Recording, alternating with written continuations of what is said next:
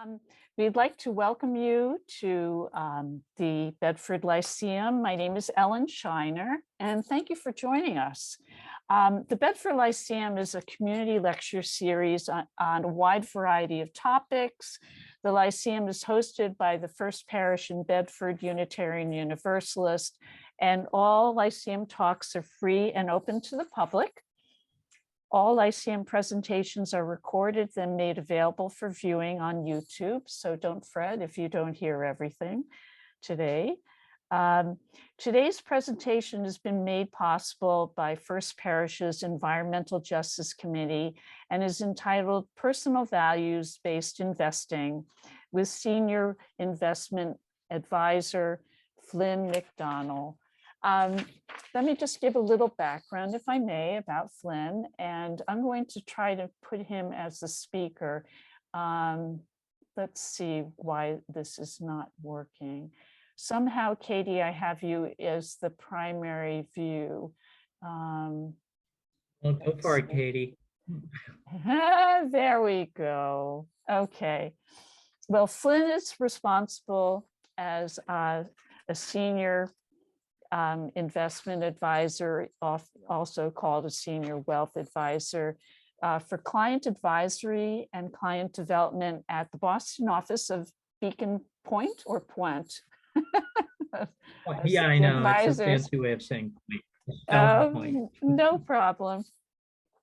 Flynn has more than 30 years of experience advising individuals and families on investing, estate planning, and family governance, and has held positions in investment and planning committees for various registered investment advisors. Flynn also sits on several nonprofit and for-profit advisory boards. Prior to joining Beacon Point, Flynn helped establish FTI Consulting, where he advised families globally on operations, investing, and governance.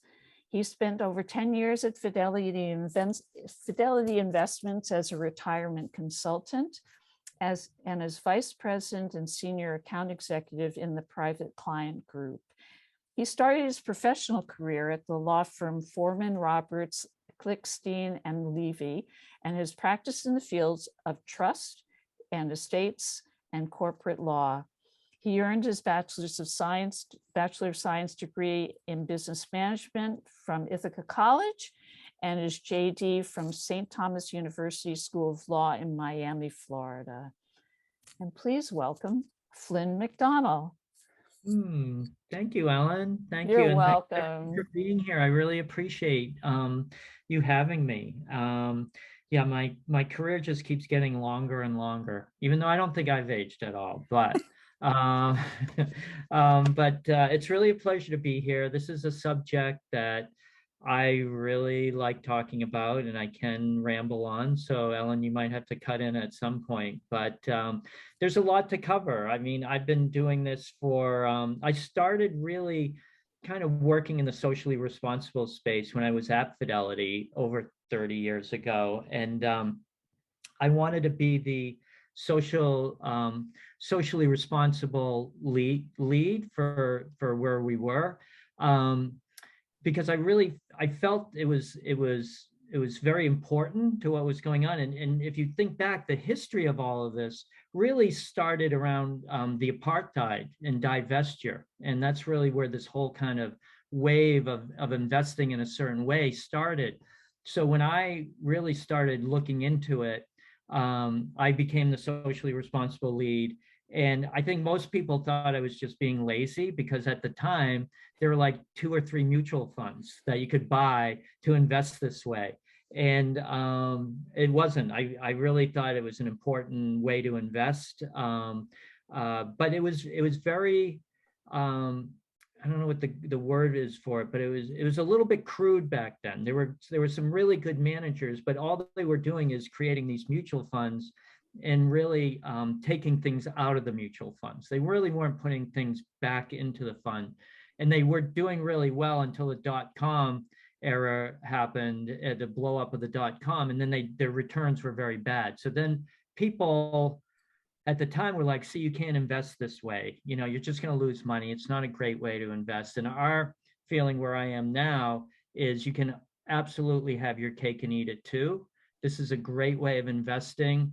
And I'll go a little bit into why we think it's a very important, it's important from a social and impact point of view, but it's also a very important way of investing really from a risk management point of view. And you have a lot of companies now out there investing, whether it's private equity firms, venture firms, mutual fund companies that are traditional managers that are still using the same kind of metrics in looking at companies to buy. And like I said, I'll go a little bit more in depth of why that is, but it's becoming very universally used from a risk perspective as opposed to a socially responsible perspective. That's kind of my background. I think you gave a good background there. I started in law. I was an estate planning attorney for a pretty big firm in Boston, and I liked law a lot, but it was I don't know how any lawyers on the thing, raise your hand. It's a pretty negative environment. It's so I'm a pretty positive person, so I would have made a better law librarian. But so I left there and went to Fidelity. Like I said, there were the where this all started was really divestiture and how to exclude things from a portfolio, how to get on.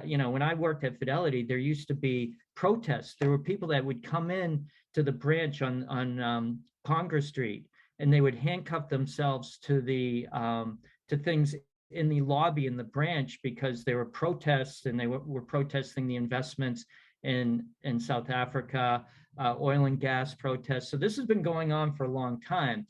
It's come a long way, and it's really, to me, it's been very exciting seeing the changes and how this whole space has evolved. And I'm gonna share my screen now so I can pull up some slides to maybe help what I'm talking about here. Can everyone see the slides? Should be now. Yes. Okay. And like I said at the beginning, it was the belief in everything was there, but I don't think the way to invest this way in a efficient manner was there yet. And that's the changes I've seen. I've seen big changes in this space over 30 years, not only in the technology side of it, and that's a big part of when you're looking to invest this way. Technology has really changed the game when it comes to this. And just the investment, the suite of investments that we as advisors have to access now is amazing. And I'm going to talk about, kind of how we look at socially responsible investing. This whole space has so many different names, right? So we can talk about that first, because you hear socially responsible investing, you hear ESG investing, environmental, social, and governance. And those are screens that people will put on companies to decide whether they're good companies to invest in. You've heard the term impact investing, and you've heard the term sustainable investing. We look at all of these as all part of it. And I think the industry in itself is trying to define, what do we call this? Do we call it sustainable? Do we call it socially responsible? Do we call it impact? Do we call it ESG? We've decided to take all of that and put it under one umbrella, and we call it values-based investing. Because one of the things when you're out, if you're trying to decide, okay, do I want to take my capital and do I want to invest it with a purpose? Do I want to try and make change with my capital? Or I just don't want to invest in those companies. I can't tell you, my phone was ringing off the hook all last week because people wanted to know how much Tesla they had, right? I love investing this way. I have a lot of fun. And I think what's so fun about it is I spent a lot of time in the investment space. And when I started, you would sit down with a client and you would say, okay, this is a Morningstar 4-star fund, and you're in a large cap. You would give all the all the important things that go into a mutual fund. I find in this space, people want to know what they're invested in. They want to know why they're invested in it. You know, they want to make sure that they're making a difference with their capital. And I think that's one of the most exciting things about working with people this way. So we call it values-based investing. And we think it's a collective of all these terms, because one of the really important things to remember when you're investing this way is it's your values that you want represented in your portfolio. It's not my values. It's not Joe Mutual Fund's values down the street. It's your values. And I think that's a really important kind of differentiator when you're thinking about investing this way, because there's a lot of companies out there. Look, you can go buy the Vanguard ESG fund, right? It's one of the biggest ESG funds out there, or the Calvert fund, or whatever fund you want to buy to invest this way. But you have managers deciding what ESG is to them or what values are to them, and then they're creating a portfolio. We kind of look at it the other way, and I think that's what's exciting to me, is that we explore what your values is. You have to decide what's important to you, because if I look at all of my clients, I've got clients that, you know, I would say most of them are climate change, right? That's always a value that pops up. But then you could have animal rights, you could have food and agriculture, you could have human rights, you could have social justice, you could have palm oil. I have a client that doesn't want any palm oil in their portfolio. So, you know, the first step to investing this way that I think is really important is defining what your values are, because it's your capital, it's your values, and it's the manager, the investment people's job is to create a portfolio that represents you. So I think that's a really important part, and I think that's a really important thing to think about. When I look back 30 years, now we can do that.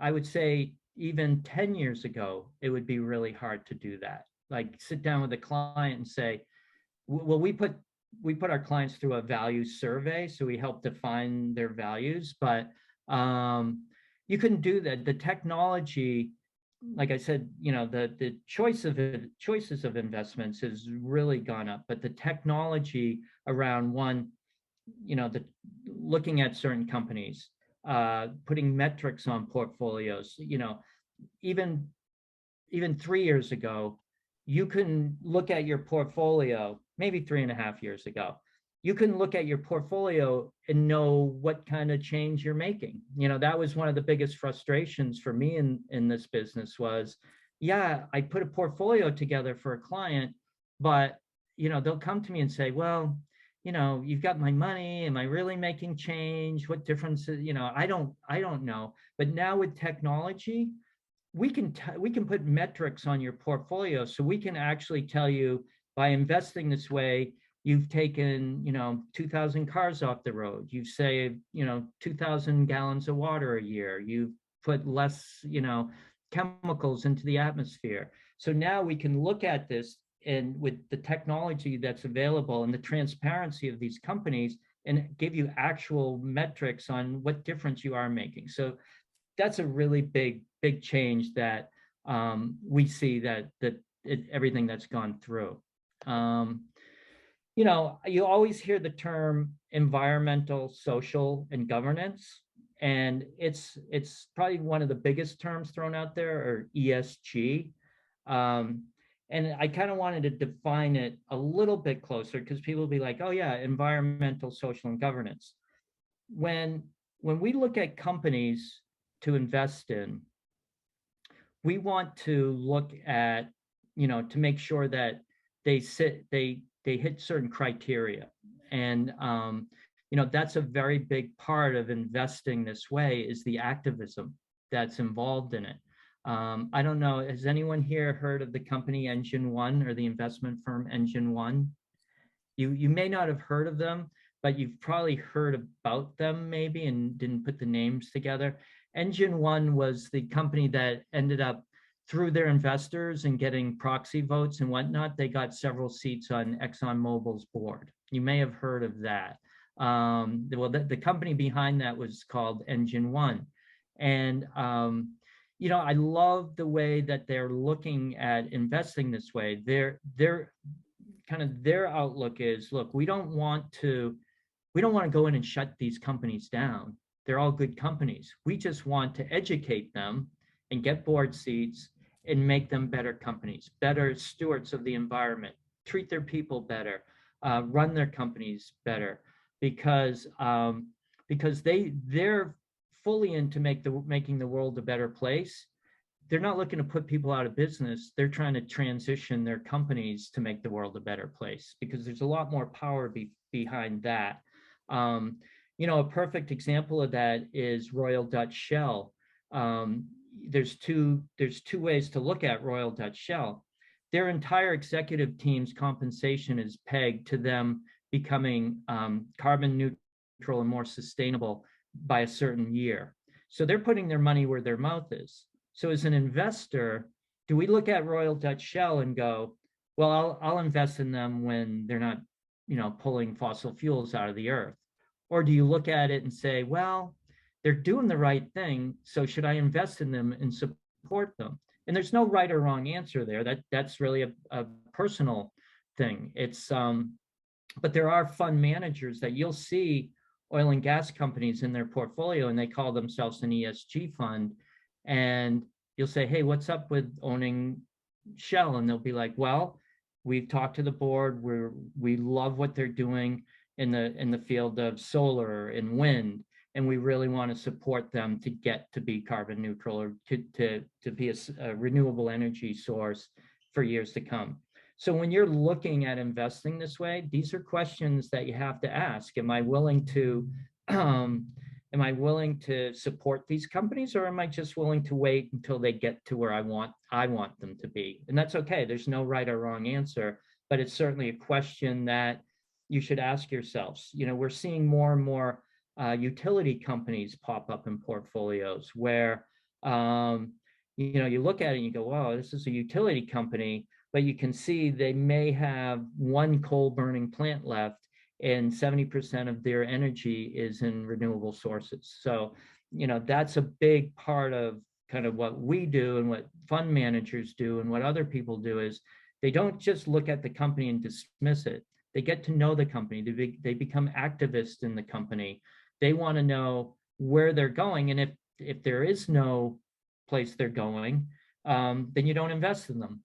Over 100% of S&P 500 companies last year reported some type of ESG initiatives. Well, that could be anything, but they're all talking about it. They're all listing it. It's your investment manager's job to go in and make sure that they really are putting their money where their mouth is, and it's not just window dressing because everyone's talking about ESG initiatives. If they feel they need to put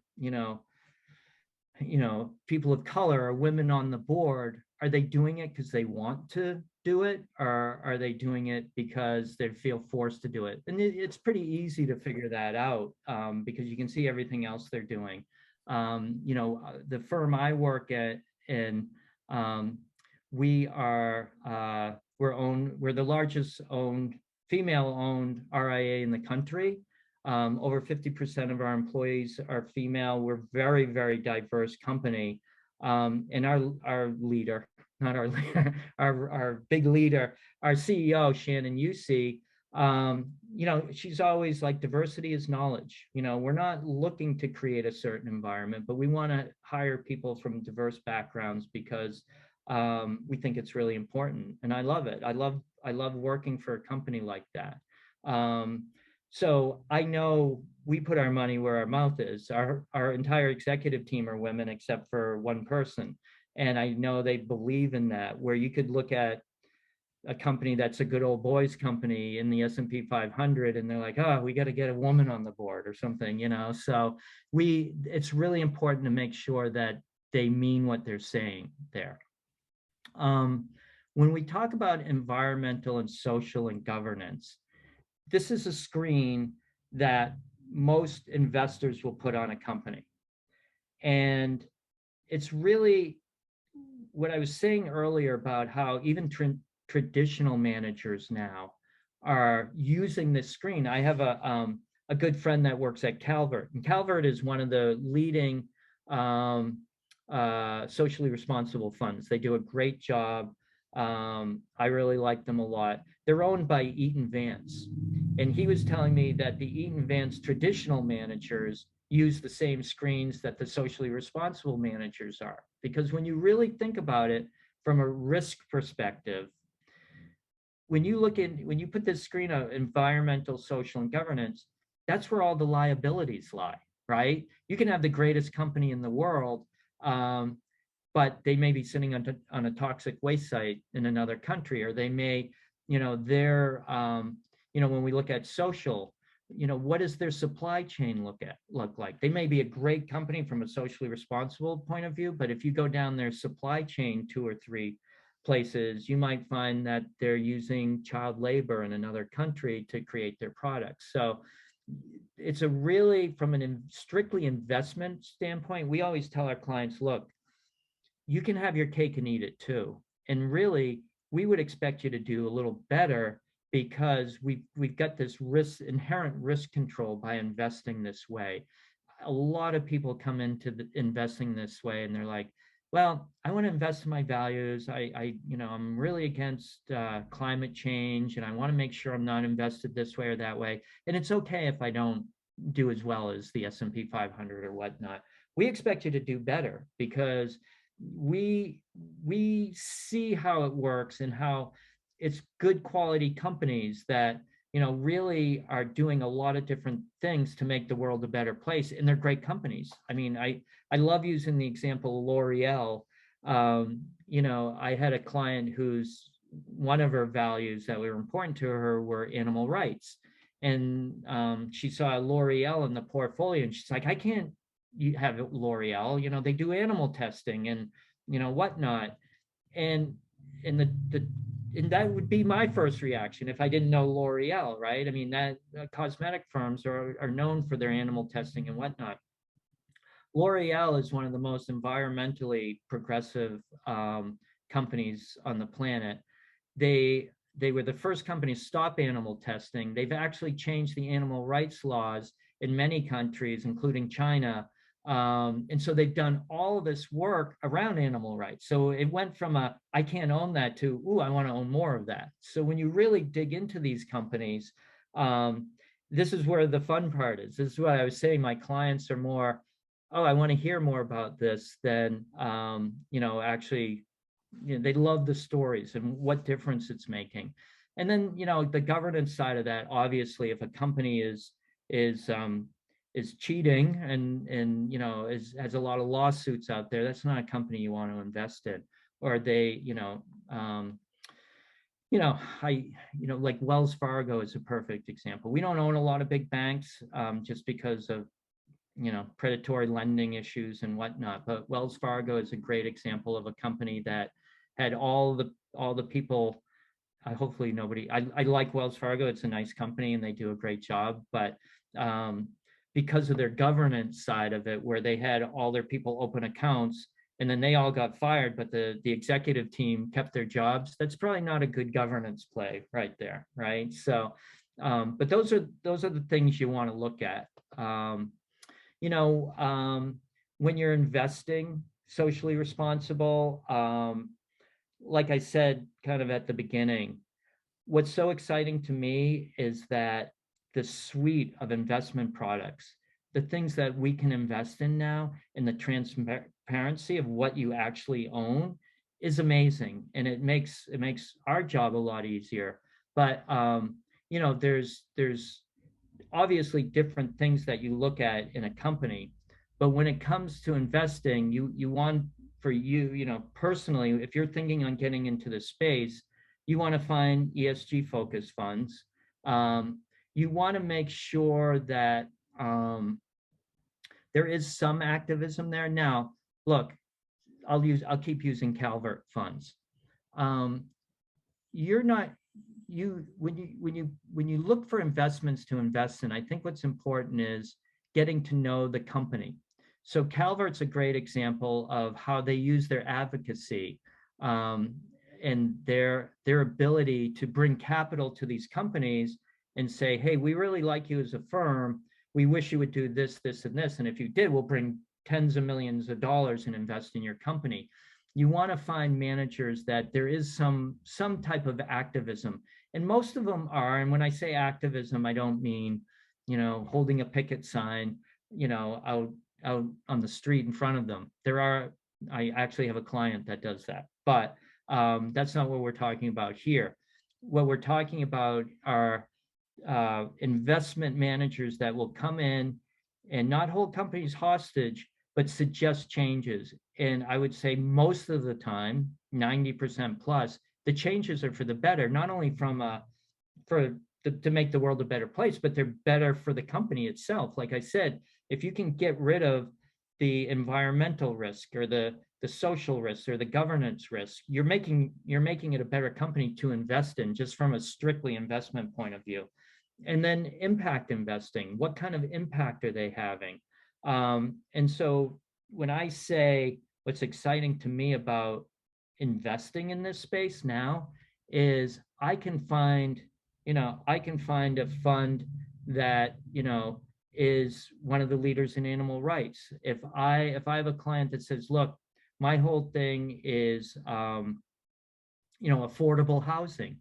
Now I can make an impact by investing in an affordable housing fund that not only has, solar and wind and energy efficient ways of running a big apartment complex, but they also have training and childcare and everything on site, that there's a social aspect to it. There's so many investments that when my clients say, this is what's important to me, I can actually target in to really what we want to invest in. So I think that's when you're looking to invest this way, it's just it's a fun time to be investing with this or in this space. I don't know if anyone's heard of the UNPRI. I just thought I would throw it up here. It's another term that you hear when you're investing in socially responsible type of ways. The UNPRI, it takes environmental, social, and governance issues and applies them to how a company makes decisions. And you have companies all over the world globally that are signatories onto the UNPRI, and it could even be investment firms. But that's another term that you hear. But it's a way to really make a commitment to investing, or not only investing, but to run companies in a certain way that again make the world a better place. When you're investing this way, I think it's really, really important to think about what you don't want in the portfolio, but also what you do want in the portfolio. And like I said at the beginning, when I first got into this, it was all exclusionary. It's how can we get these companies out of our portfolio? And that's great. But like I said, you've got this void now, right? You've got, if you took the S&P 500 and you took out 100 stocks, well, now you have the S&P 400, and then, in certain times, in certain periods, that's going to really underperform because you've taken out the diversification of that investment. So you want to look at investments that not only take things out of the portfolio, the negative screening or the exclusion, but you also want to look at investment managers, or when you put a portfolio together, whether it's funds or whatnot, that have inclusion, right? So, yes, we can take out ExxonMobil and we can take out Citibank or whoever we want to take out, but now there's so many great things to invest in. You can invest in like Schneider Electric, which is the largest company in the world that does most of the work on charging stations. You can invest in a enzyme firm in Sweden that is changing the way paper is being bleached, which is a very nasty process for the environment. So you can get plant-based food companies in there. So there's so many new things to invest in. It's very exciting to be in this space because for years it was just like, what can we take out? Now we can put in cutting edge technology and great companies that are really going to make a difference going forward for the next 5, 10, 15, 20 years down the road. So it's very important to know that your manager is not only exclusive but inclusive. And you'll see, I think where you'll see more exclusive is with the big and like I'll pick on Vanguard a little, but Vanguard does a pretty good job, but most of their big ESG funds are exclusionary, right? I mean, they get their feed from other data providers. They may go to Morningstar and say, we like your S&P 500 screening on ESG. We're just give us the data and we're going to put it into our mutual fund. It's a good way. It's an easy way to invest and know that you're not going to be in oil and gas companies. You'll probably still have some big banks in there, but they're mostly exclusionary. They're not going to go out looking for new companies to kind of fill that void. So that's something you want to think about when you're investing in this space. Is this fund, is it exclusive and inclusive? And I think that's a really important thing. And you can do it now. You couldn't do that 20 years ago. The data wasn't there, the transparency wasn't there, and frankly, the investments weren't there. Right? I mean, if you're into climate change, 20 years ago, you couldn't buy an electric car company or a charging station company or a wind or solar company. And if you did buy a wind or solar company, you probably lost everything you had back then. So nowadays you really can do this, and there's some wonderful companies out there. Here are some of the things that we see a lot of when people want to exclude. There's the usual, fossil fuels, fast food, military weapons, alcohol, human rights. I think what's really important is that, again, I go back to your values, what's important to you, because things that are excluded here, is that, you may not have, this is just an example, but for example, if someone said, I don't want palm oil in my portfolio, the good news about that is palm oil has a huge effect on animal rights, because usually when there's a lot of deforestation, there's a lot of climate change issues, there's social justice issues. So you'll see when you're investing this way that there's really a waterfall effect, that if you say, I'm against palm oil, that's going to have a huge effect on climate change, deforestation, human rights, social justice, health, right? That, some people just say, I think it's bad for the kids.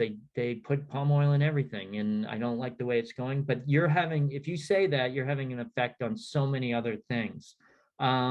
And then things to include in a portfolio. This is a small sample, but it could be climate change or water. There's several really good water funds now that, people are worried about water, or sustainable agriculture. I've been a vegetarian for 44 years now. So for me, seeing just the change in technology on plant-based foods is amazing. I will say I was out to dinner a couple of weeks ago, just a quick side story, but I ordered the veggie burger where we were, and I was starving. I hadn't eaten all day, and I took a big bite, and I said to myself, I can't believe how good they are getting with this, plant-based food. This tastes just like a hamburger. And I took another bite, and the woman that was with us said, oh my goodness, did you order the veggie burger? And I quickly found out, after 44 years of being a vegetarian, I officially have to start over again. But I'm okay. I made it, but it's very, the technology is there. I mean, I don't know if anyone's had the Beyond Burger or the Impossible Burger, right? But I spent the last 40 years eating cardboard and putting a lot of ketchup and, things on it. So this is just a quick example, but these are things you want to be looking at when you invest this way. And again, it's your values. These are just examples. The way we approach it, and this is where technology really comes in and where it's so exciting in this space now. Because like I said, even 3.5 years ago, we couldn't do the things that we do now with clients. And, we put it through, we have a 4-step values-based approach. And this is the way you should look at it, right? You should look at understanding what your passions are and what drives you, right? That's the value discovery part of it. It's really important. And anyone who wants to do the value survey, you can get my my email address from Ellen, or Corinne has it, but it's really fun. It's a very quick survey, but then we'll define your pillars of sustainability is what we call it, or your values.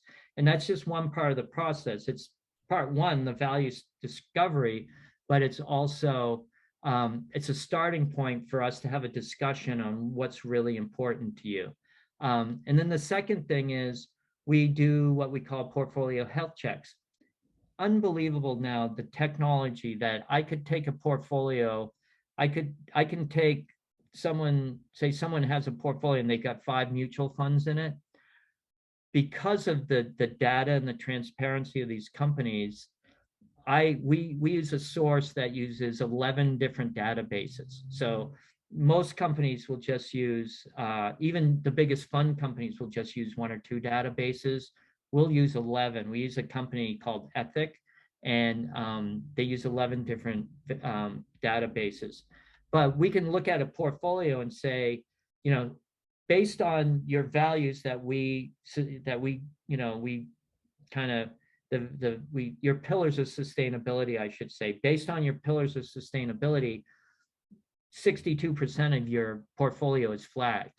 And we can get so granular, we can go right down to say, okay, you own Berkshire Hathaway in your Fidelity Mutual Fund, and they're one of the largest coal burning, factory owners in the world, right? Or they own this company or that company. So we can tell you exactly not only what companies offend your values, but how much money you have invested in them, what percentage of your portfolio is in them. So when I say portfolio health check, what we're doing is we're looking at it and saying, these are your values. This is what's offending your values as you're investing. And then the next move is creating a portfolio creating a portfolio that matches your values. And then, like I said, the most important thing, and again, that could be with public companies and private companies. A lot of times if people will say, look, I want a general portfolio to match my values. It's climate change and social justice and animal rights. But I'm really, really passionate about affordable housing. So we can put a portfolio together, but then invest you in a private investment, in a investment that is really built for affecting affordable housing, right? So what's fun is when you're creating the portfolio, you can have private investments and public investments, but really kind of define what's important to you. And then the impact reporting, putting matrix on a portfolio where we can literally say, this is where you were, and by changing your portfolio and investing in a certain way, you have heated so many more homes, you changed the way this is run or whatnot. So we can now define it with different matrices. Here's the disclosures. So my compliance department likes it. I'm trying to think of other things. I have tons of notes here. I just want to make sure I think I covered just about everything I wanted to. So should we open it up for questions, Ellen? Yes, that sounds great. And why don't we share your email address, because some people need to drop off. And if they are interested in getting your pamphlet, that you described. I think it's a Mhm. values discovery pamphlet. Or they have Yeah, questions at it's the a end. link. I would just send them Oh, a it's a link, link. and they, Okay. yeah, and then they take the little test, and then we get the results back. It's fun. I mean, and if you're married or you're a couple, you can take them separate. You can take them together. We have some that take them separate and together, and then match them up. We've done separate and found out that couples are very different. I No bet. argument. There haven't been any fights or divorces, just a bit different. So so Flynn's email address for those who want it is F as in Frank and his last name McDonnell at Beacon Point, and that's with an E at the end, point.com. Is that correct? Flynn, is Yes. that correct? Yeah. Okay, Yeah. great. Okay.